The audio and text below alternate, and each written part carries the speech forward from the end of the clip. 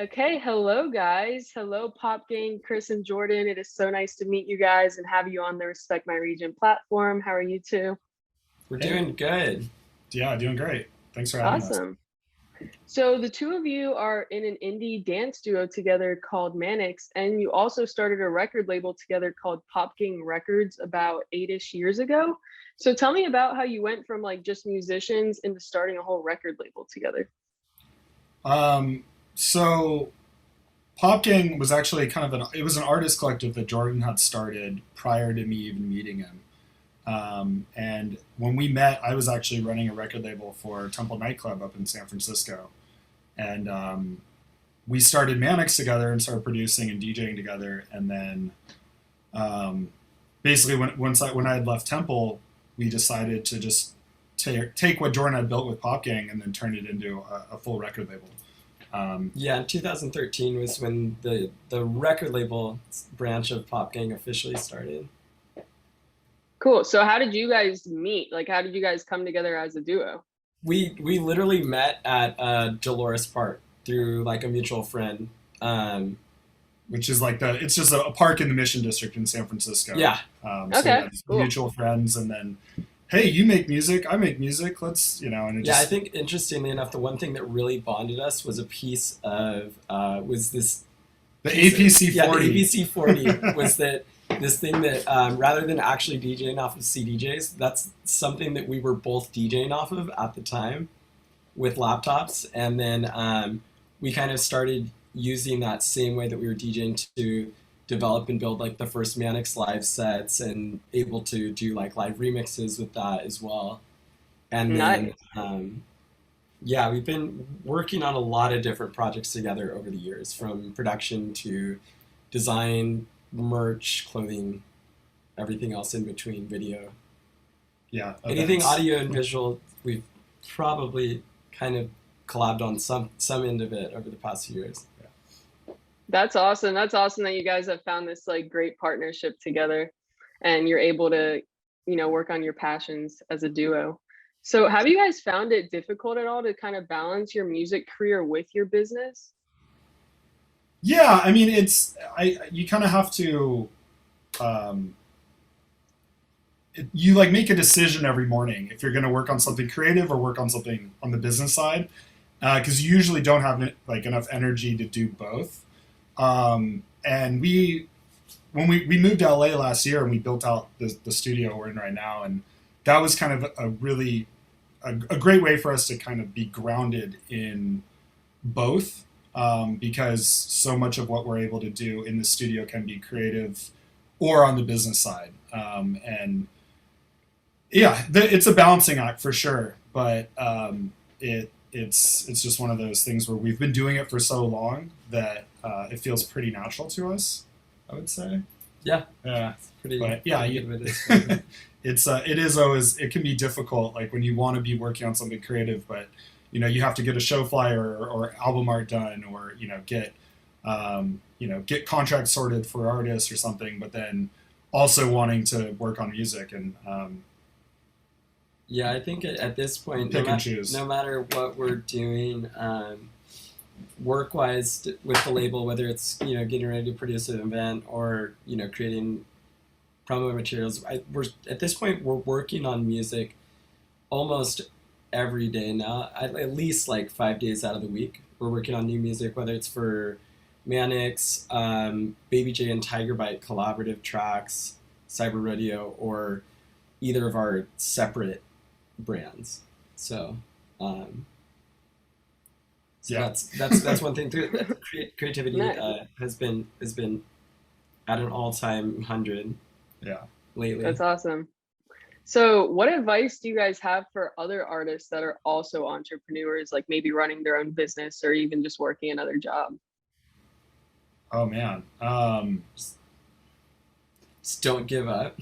Yeah, don't give up, and I think focus on the things that you're really good at, and leverage those, Ah, while also being open to collaborating with people for things that you don't necessarily feel like is your strong suit, because there's always a way to find that common ground of like, all right, I can do this really well.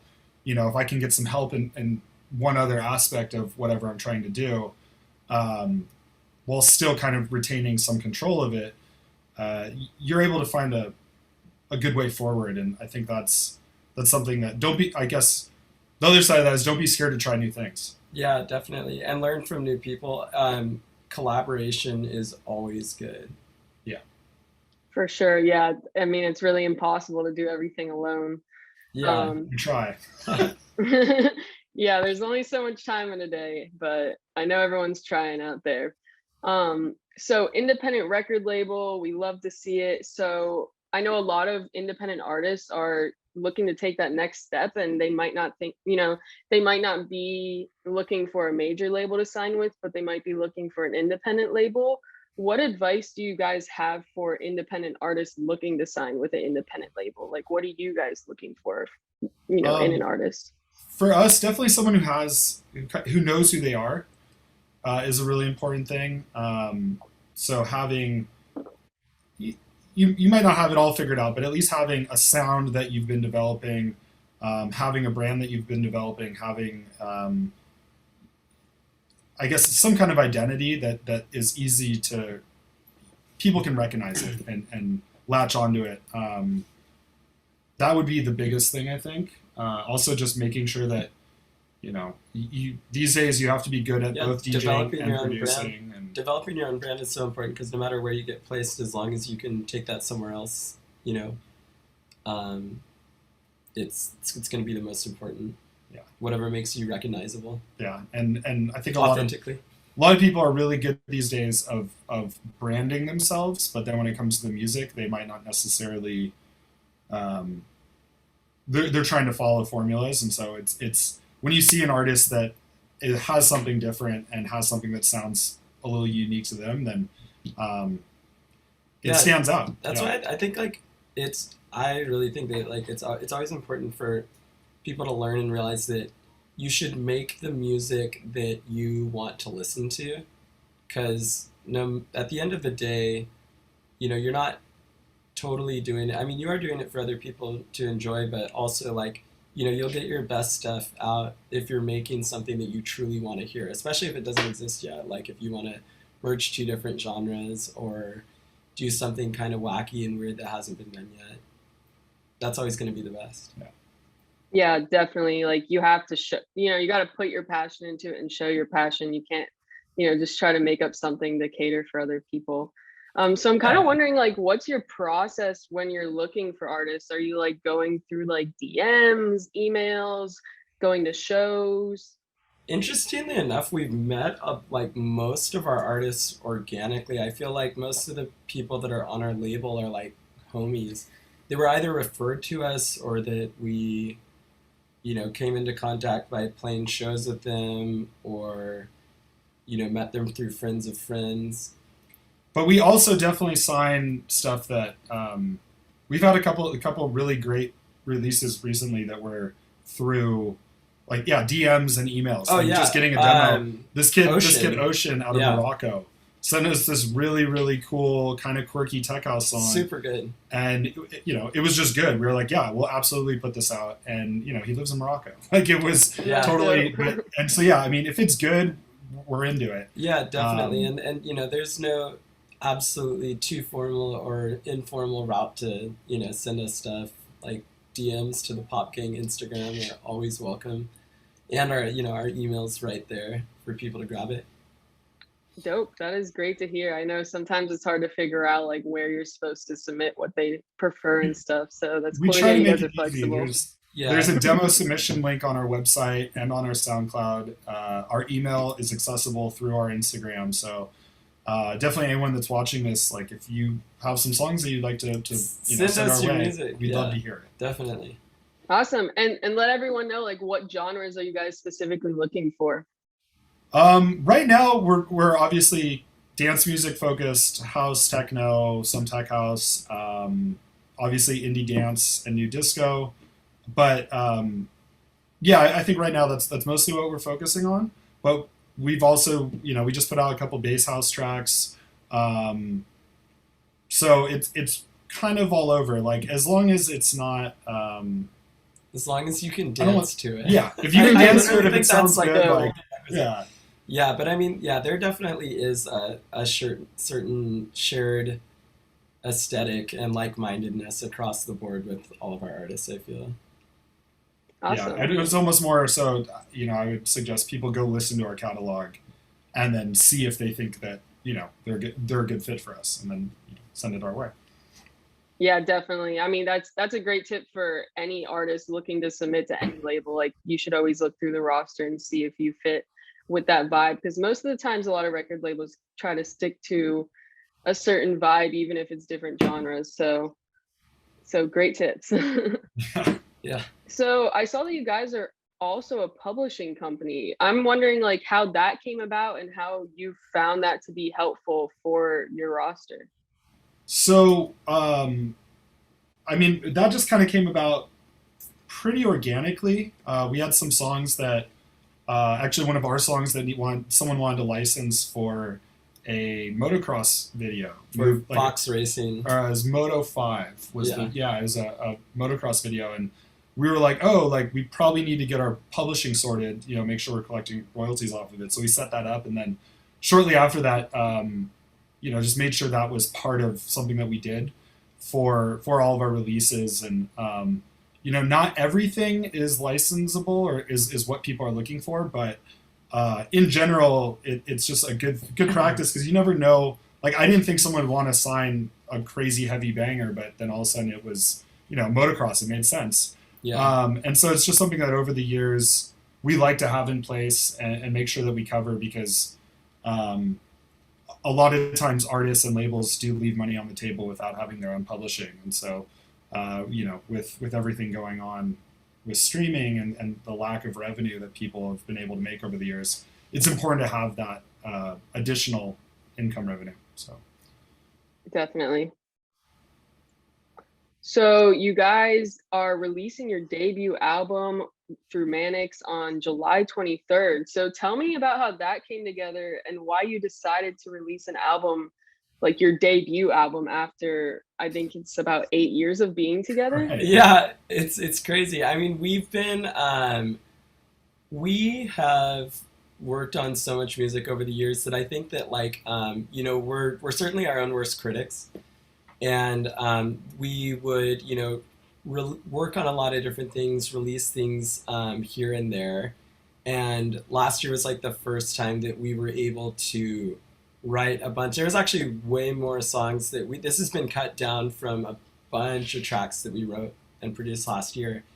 And you know, we were gonna, you know, spread them out as singles and whatnot. And then we were coming up on our 150th release, and we were like, okay, we should release an album. This is the perfect time to do it. You know, we've been around forever, and you know, this is the perfect timing, perfect release number. Yeah, and it was, you know, we did an EP with Dimac in 2019. We did an EP. The first release we did was an EP like back in 2012, and we've been doing singles and remixes and things throughout.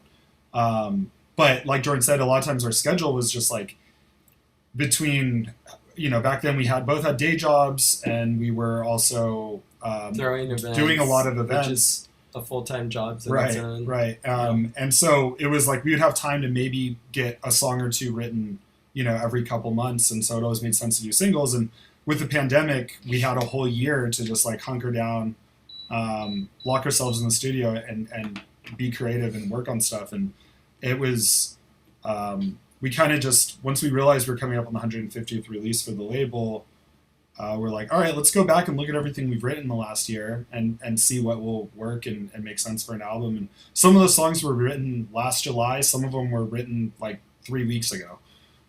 So yeah, it was, we just wanted to get a bigger body of work out there. And it seems, like Jordan said, the right time to do it. And we're really excited to finally have this happen, and be able to put something out that, you know, people can hopefully see the different sounds and styles that we have, you know, all at once. So I'm excited to hear it. What kind of sounds should we be expecting on this? Is it going to be varying, or is it going to have kind of like a cohesive sound throughout? it's cohesively varying. Yeah. That's my favorite. I love when artists do that. Yeah, I mean, it covers a lot of different genres. It kind of covers like everything that we love, but also kind of every different vibe that Manics has gone through over the years, whether it's the housey vibes, the disco vibes, the sort of more like indie pop. It kind of covers all of that, but it has a cohesive sound. Yeah, I mean, there's like, yeah, I guess you'll just have to hear it. There's probably, it's like a culmination of our favorite influences and inspirations. But I think luckily, even though the songs do sound so varied, because we made them, they feel cohesive, and we're really happy about that. So, yeah. Awesome. Well, I'm You can excited. dance to all of it. Yeah. Awesome.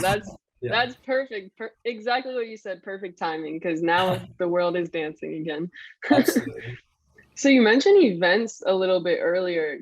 Do you have any events coming up? Are you guys performing any Popgang events? So This weekend, yeah. we're opening for Lee Reynolds at Sound Nightclub in LA this Saturday, the 17th. Let me just pull up and check real quick. And then next Thursday, the 22nd, we're playing at Strut OC for Strawberry Disco. Oh, and next Wednesday we're also playing at the Friend Bar in Los Angeles with the Virgil Normal and the Club Crew. Shout out to those guys. Yep.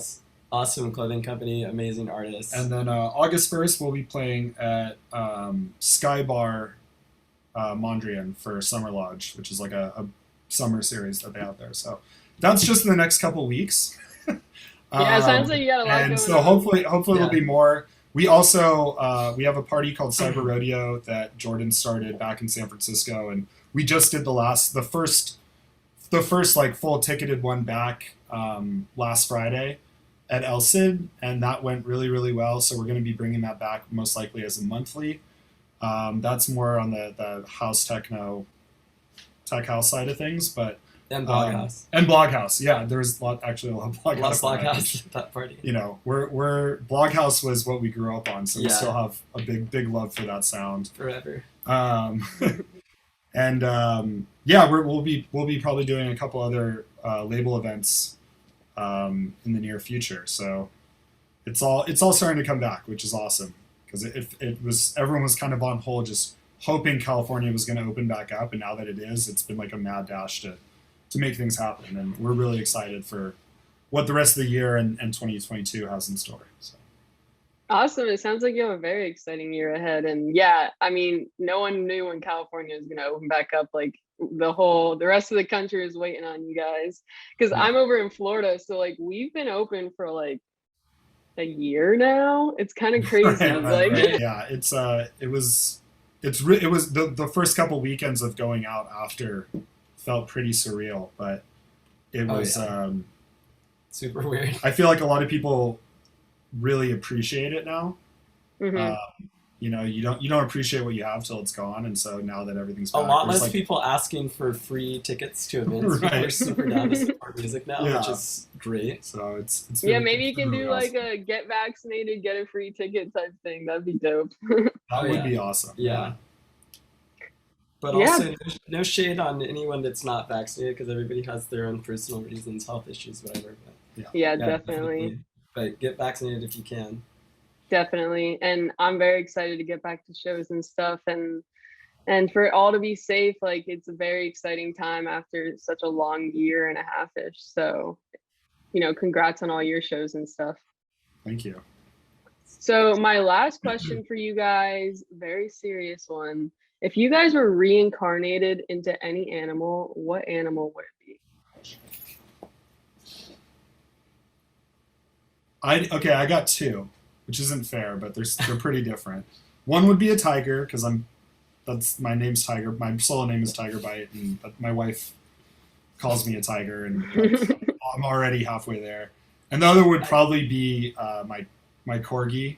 Or a corgi, just because like they're so spoiled that your life just gets to chill. You're more of a haunted bear, but definitely also a tiger. Yeah, yeah. Damn. I don't know what my spirit animal would be. I've never really thought about that. Yeah, I Maybe leave it as like a what would it be? So it can either kind of be like what you think it would be or what you want it to be. I kind of leave it like open. trying to think of what animal I identify with the most. Pomeranian. Most people say Yeah, maybe I dog. like Pomeranians. They're fun. Okay, They're cute. that's a They're first. usually pretty chill. That's awesome. Well, that's all I have for you guys. It was great talking to you and a lot of valuable information for independent artists and stuff. And everyone can stay up to date with everything going on with you guys. You want to just throw out your handles? I'll Oh yeah, put them on the screen too. yeah. Follow Manics Music on Instagram and Popgang Records for sure. And Chris's personal is TygrByt with a Y. I don't know if we could get that to pop up Yeah. there. So I can put that up. okay, Yeah, we'll and send then it. Mine is BabyJ.wave. Okay, awesome. I'll throw those up And there. you can also check out our party Cyber Rodeo, which is cyber_rodeo. Definitely check out Cyber Rodeo. Awesome. Well, thank you guys so much, and this will be up pretty soon for everyone to see. Awesome. Have a good one. Thank you All so right, much. thank you so much. Bye. Thank you guys.